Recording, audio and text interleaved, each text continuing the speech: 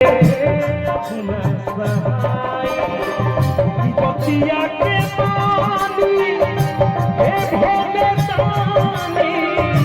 बतिया के पानी हे भोले दानी,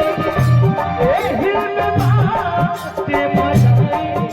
ये दतिया तुमसे अपना सहाय दतिया तुमसे अपना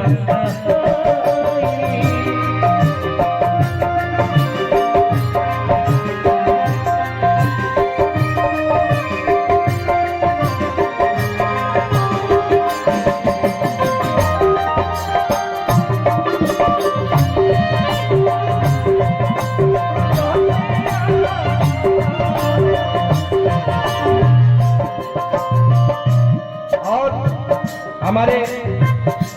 मनीष श्रीवास्तव जी आदरणीय बड़े भैया, उनके सौजन्य से इस दरबार में हम आए हुए हैं। उनका लिखा गीत बहुत आप सबके आशीर्वाद मिलेगा, चाहे राजवा कुछ गावेगा ओया तक पहुंचनी जहां हम सपनों में सोचले रहे। सुनील भैया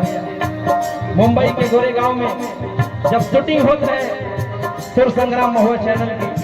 अगर हम जानते रहे कि छोटा मोटा गांव से चल के हमें जाए बनी इले क्या कहा था,